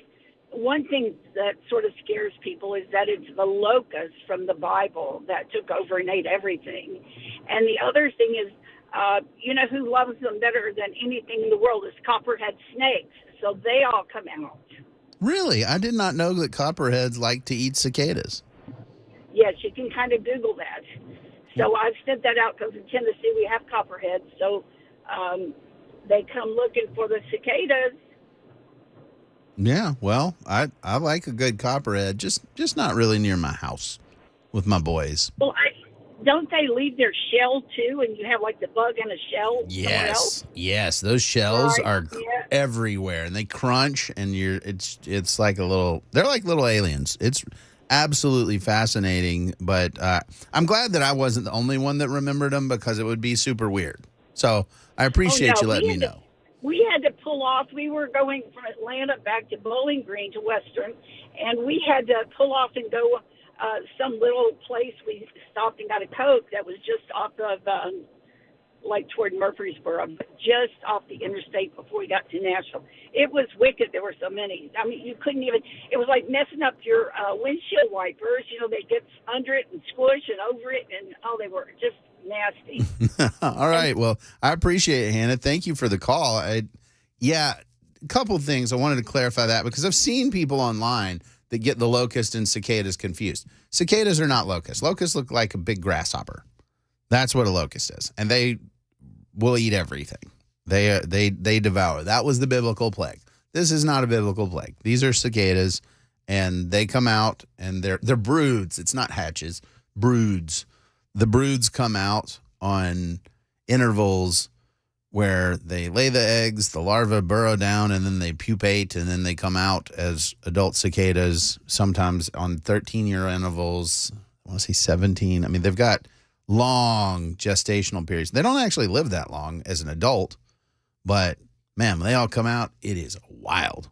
And they are gross, but if anybody's got any recipes for cicadas, roasted cicadas, roasted salted, candy-coated cicadas, let me know, because, I mean, there's going to be a lot of them, so we might as well figure out if we can eat them.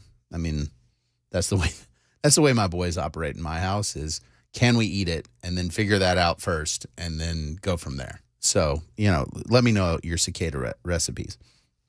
Okay. Big story that is being eclipsed by the eclipse. Trump weighed in on abortion.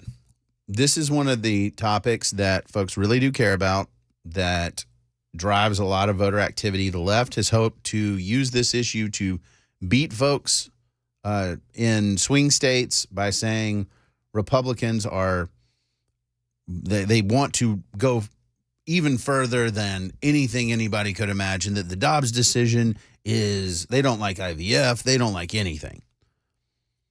I want to push back on that a little bit. One, the Dobbs decision essentially empowered states, right? That's what it did. It didn't make abortion illegal. It simply said states have to decide this, and that the idea of Planned Parenthood v. Casey, Roe v. Wade, setting up this whole structure, that was outside the bounds of the Constitution. I believe Dobbs was correctly decided. But a lot of pro-life folks, I think, were kind of caught saying, okay, well, now what? Because you had for decades, really a generation, you had the Supreme Court had found the Constitution set a sort of minimum. The standard was actually viability in Planned Parenthood v. Casey. And it set a minimum. So pro-life folks were like, we want to repeal Planned Parenthood v. Casey. We want to repeal Roe v. Wade. And that was kind of the mantra. And then it happened. And then folks were, now what? Well, this had been a lot of pressure on Trump to support a national abortion ban or some sort of national abortion policy. I've written about this and saying why that's a bad idea. That we actually need to look at where people are as in the country, look at what people are saying and what the thresholds are. And like I've written about the IVF issue that happened in Alabama, where the Alabama Supreme Court said essentially frozen embryos that were not implanted in a uterus were effectively people. And I said that was judicial activism. I know the judge that wrote the opinion, and he's a wonderful conservative guy, but the way that he interpreted it said that extrauterine people are no different. Well, yeah, they are. Implantation in a uterus matters. There's biology and science here that we have to pay attention to when we're making our argument. So that all kind of sets up what happened is Trump needed to kind of put a flag in the sand and say, here's where I am on this topic, because Biden was just characterizing Trump as the most extreme position he could imagine. Here's what Trump said, and I quote, The states will determine by vote or legislation, or perhaps both, and whatever they decide must be the law of the land. Many states will be different. Many will have a different number of weeks, or some will be more conservative than others, and that's what they will be. At the end of the day, this is all about the will of the people. And immediately, some conservative groups came out and said, this is awful, went after Trump. And I understand that for folks who believe that life begins, or I should say life's worth protecting at the earliest stages of development, the idea that that truth applies differently in different states isn't satisfactory. Pro-life folks are absolutely, no, life is life. It's not life in California and life in Tennessee. It's just life. Understand that. So Trump puts this out there, and folks had thought that he might support a 15-week national abortion limitation that says states could legislate prior to 15 weeks. After that, no dice. Instead, he said, look, we leave it up to the states. I think that's the right answer. And it's not because I'm less pro-life. It's because I realize that if we are not allowing states to be, as Jefferson put it, the incubators of democracy on this topic, then we could lose the ground that we've gained. And I think every life is worth protecting. I believe that life is worth protecting in its earliest stages. I think what happened with the Dobbs decision and the repeal is a win. It is a gain. And when I see folks either doing things that are unconstitutional, I'll use Alabama as an example, the idea of prosecuting people criminally for leaving the state or helping people leave the state to have abortions where that is legal. Justice Kavanaugh in the Dobbs decision suggested it's pretty clear that states can't do that. They can't prosecute people for crimes that happen in other places where that activity is legal.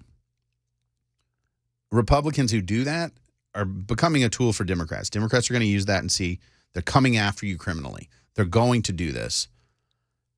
I see what could happen is a situation where Democrats successfully nationalize this issue and successfully say, you know what?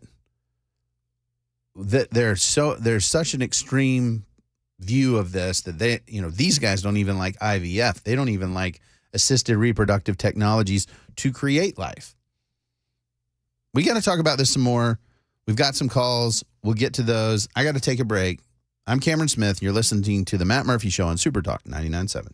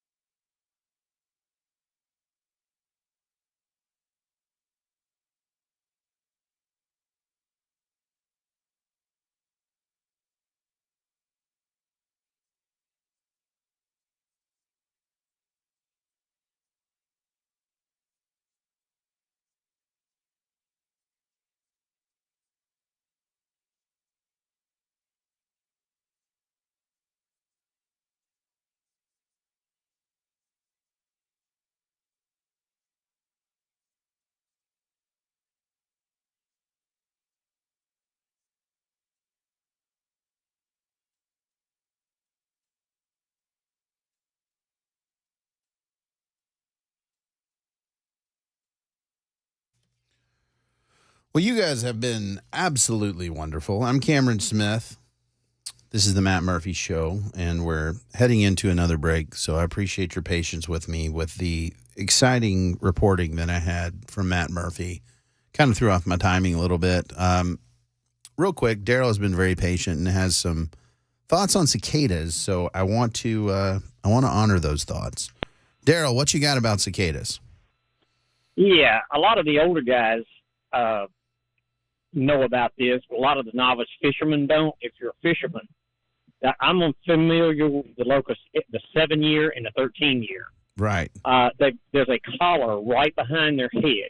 Yeah. You take a bass hook and hook through that collar, and put about 1/10 of an ounce of weight on it, and toss it out, and let the cicada hit the top of the water, and they'll sit there and flinch, and the bass go crazy. Striped and largemouth. I mean, they hit it out of aggression. They don't even have to be hungry. Well, I'll have to try that. That sounds fantastic, Daryl. Great tip. I mean, they're excellent live bait. Okay, and so you just gather them up, hook them through that collar right there, and put a little weight on it. Yep. Just enough weight to toss it, because if you don't, when you throw the line, they will fly with the line. I got it. You have to put just enough weight to make them hit the top of the water, and the wings will keep them from sinking. Okay. Well, I appreciate it, Daryl. Thank you for the call. That's a great tip. That makes me even more pro cicada. But I'm kind of a redneck type, but I'd fly when I was a kid. We'd fly June bugs. We get thread and we tie it around their legs. We'd fly June bugs. So I guess you can do the same thing with these cicadas. So you got to weight them a little bit to get them on top of that water. But Daryl's got a tip. So if you're willing to go get those ugly looking suckers, they apparently catch you some bass. So that sounds fantastic. Adam in Clarksville, I see you there on Dobbs and abortion. We've got to take this half-hour break, and then I'll get to you right away. This is the Matt Murphy Show, and you're listening to Super Talk 99.7.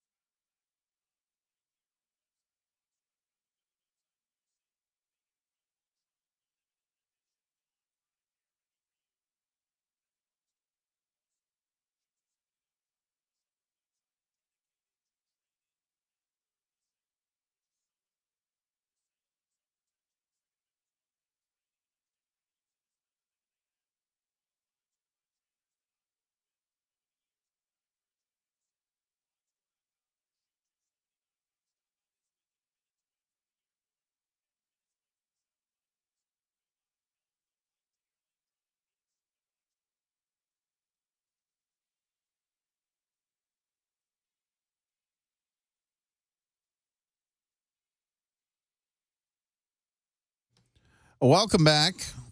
Only a little bit of time left. I appreciate all y'all folks engaging today. Hopefully none of y'all got so worked up about our conversation over tipping that you missed the remarkable, historic even, Eclipse. It will be back at some time many years from now. And then we'll have new things with which we will stare up at the sun. I did see an excellent Babylon Bee article suggesting that Donald Trump is challenging all the other candidates, RFK and Joe Biden, to an Eclipse stare-off. And respect. Hashtag big if true. Adam in Clarksville had some comment on Dobbs and the abortion issue and where Trump is. Adam, what do you have? Hey, Cameron, you're doing a great job, brother. Thank you. Just something to think about for the hypotheticals, because we're getting to a lot of ifs. But, you know, when you try to have a compromise with Democrats, you can never really win. But sure. Even if law of the land happened to be exceptions for rape, incest, and the life of the mother, I think that you're still going to see a tremendous amount of rape accusations getting thrown out there just so that a woman could go have an abortion. And where's that going to leave the men?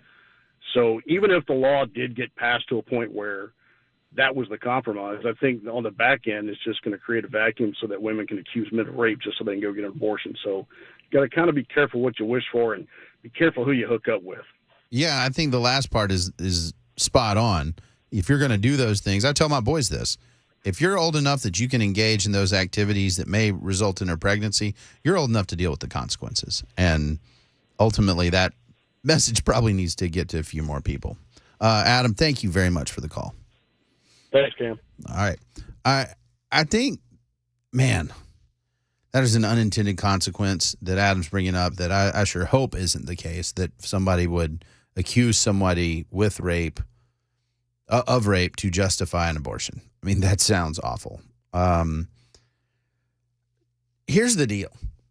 The votes in the House and the Senate are not there for that type of restriction to happen.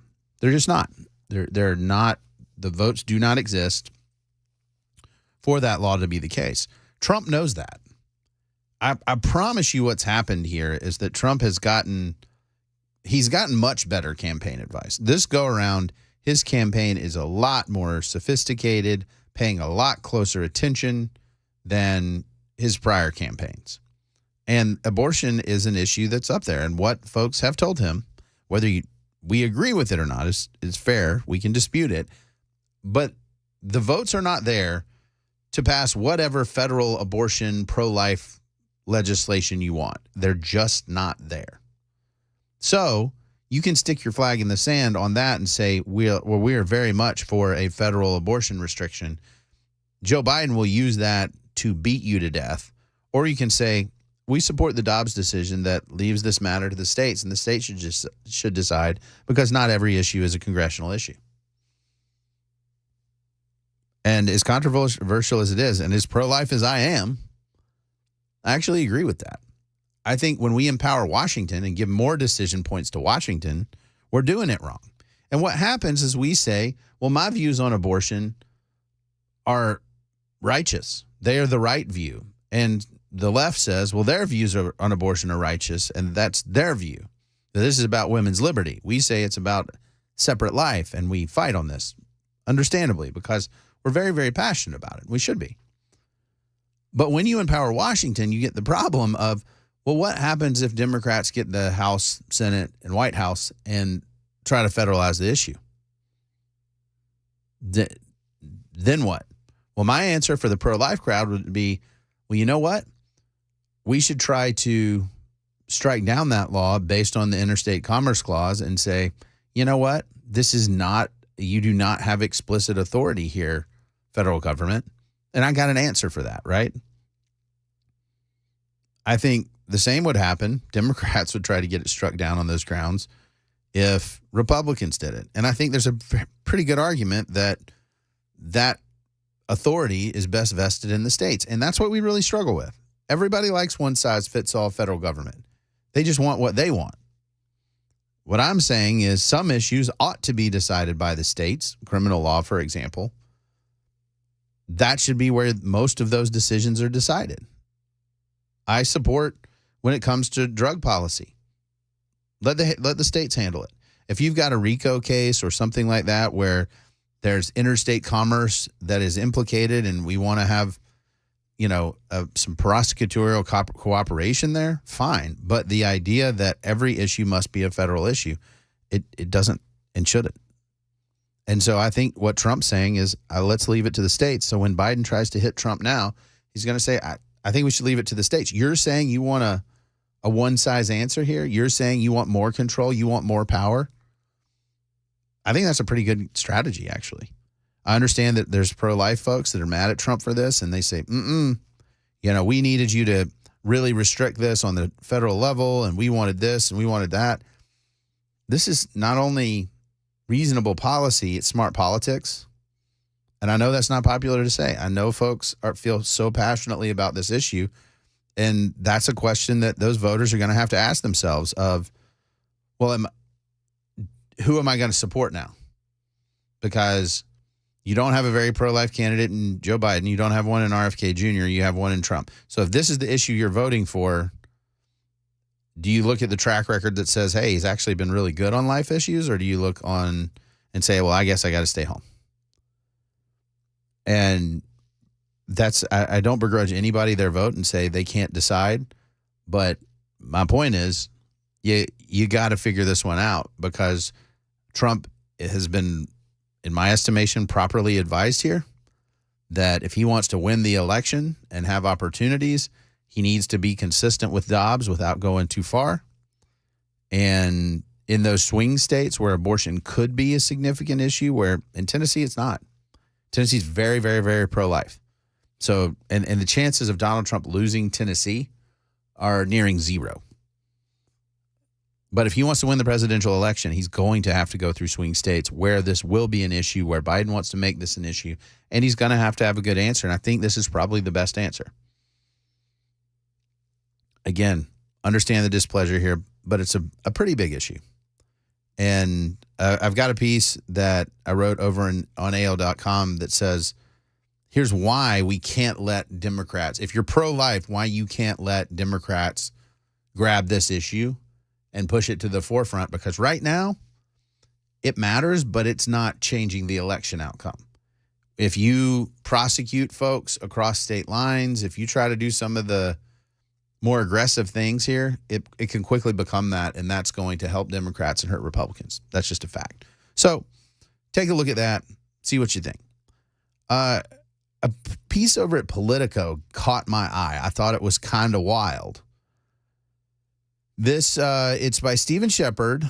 It dropped yesterday, and it says, the polls are suggesting a huge shift in the electorate. Are they right?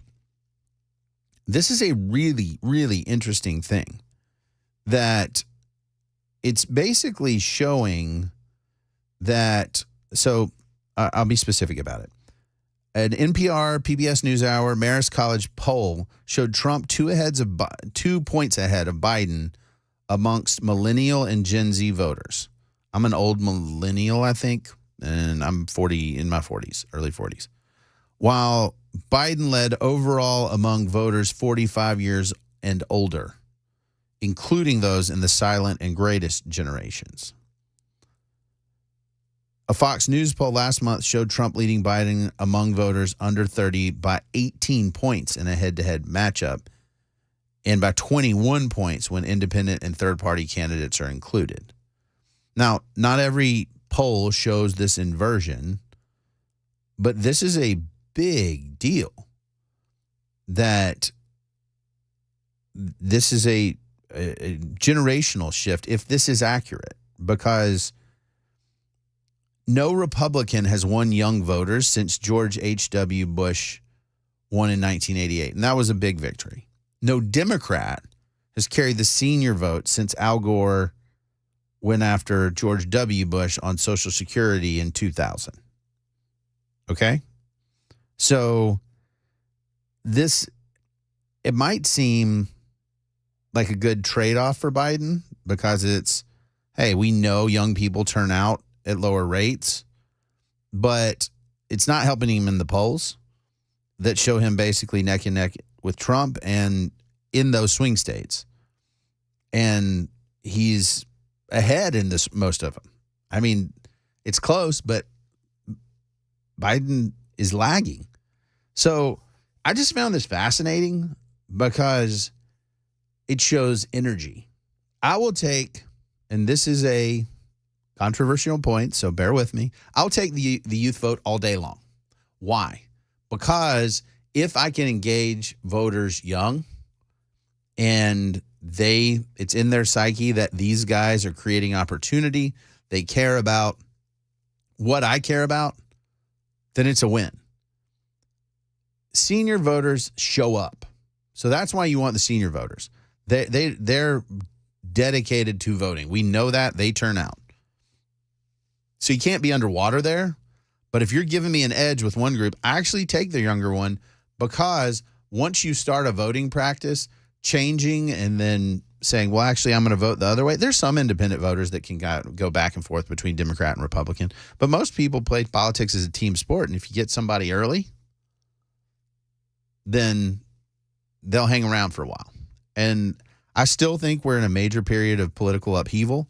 We're going to have a lot of changes because traditional conservative, again, I don't have a better shorthand than Reagan Republican, which is, hey, we're aggressive about liberty around the world. We believe in limited government, free markets, rule of law, individual responsibility.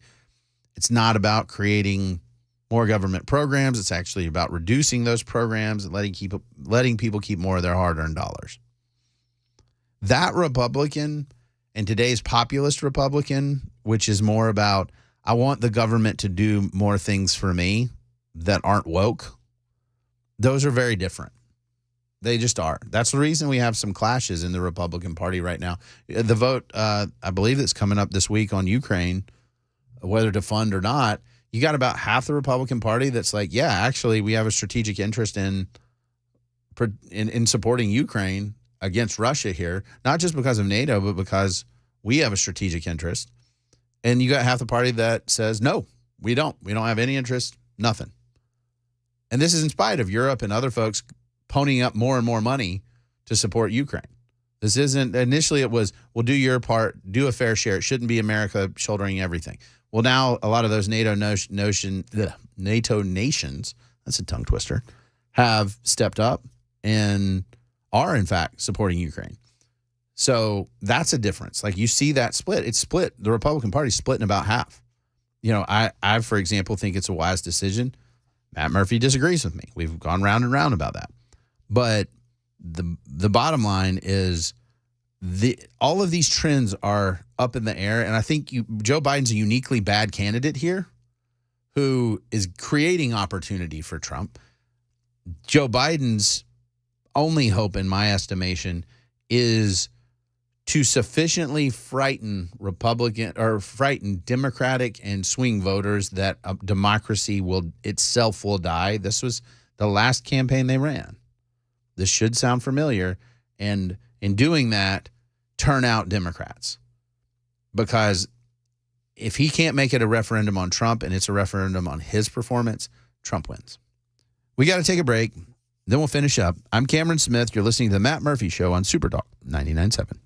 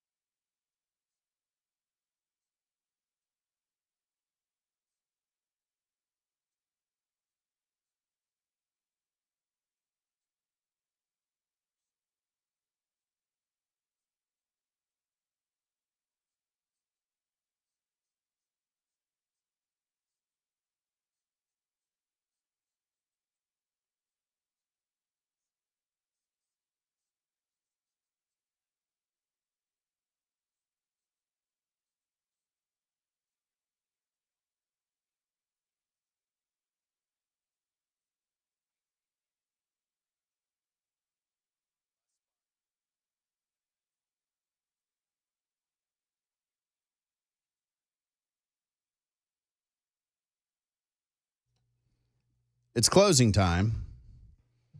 I'm Cameron Smith, who's been filling on for Matt Murphy. And then there's Matt Murphy here with some new ears. I've been on the roof. Yes. It was kind of fun climbing up through that hatch. My eyes burn a little bit. Is that normal? I think so. Science. I have these new headphones on, and I don't know that I'm going to like them. Everyone sounds like a machine from the Terminator. Really? Yes. That's I maybe that's because I've been through the solar eclipse. That's probably it. We all sound a bit tinny. I'm a changed man, Cameron. We've been nuked by the what is the part around the thingy called? Nobody wants to Corona. be the guy that, there's a build up to a party. Everybody's excited about the party. Dwayne's holding another party. Man, Dwayne's parties are epic. Dwayne's parties never disappoint. And then everybody gets to Dwayne's party after months and months of build up. And at the end of Dwayne's party, no one wants to be the guy that says, Yeah, I agree. eh. Well, hey, I wanted to give a shout out to you and Belle in this show because we've got the bill that we had been talking about, the juvenile justice parental rights. Basically, when your kid gets picked up, if they do, you have access to them right out of the gates. That bill that we've talked about on this show is going to be up for a vote probably this week, probably in the middle of the week. So I like that. Big deal, man. Like maybe we're not great at Eclipse, but we are helping move policy and shape policy that is conservative and good for parents and families. That's a big deal. That's exactly. Is it expected to pass? Yeah. Yes. Okay, awesome. Yeah, I think it will. And I think it's to your credit, first and foremost, for recognizing what was going on. Yeah. It is what we do. I mean, it's what shows like this and radio stations like this as an electronic community square. It's what we're supposed to do. You see a problem, you address a problem, lawmakers perk up and go, wait a minute. Oh, tell me more. And then I think we can solve that for you. And then they do. Yeah. How about that? And it shows the effectiveness of the airwaves. I mean, people kind of forget that. It's easy to sleep on that sometimes, but hey, really, really, really Love good it. deal. Love it. Thank all of you. Hey, it's been Thanks, fun. Cameron. Are you ready to rock for 4 hours of Eclipse? I suppose I am. Eclipse-mageddon. Well, 2024. we are out of here. I'm Cameron Smatt. That's Matt Murphy. Cameron Smatt. 99.7. Cameron Smatt. Cameron Smith.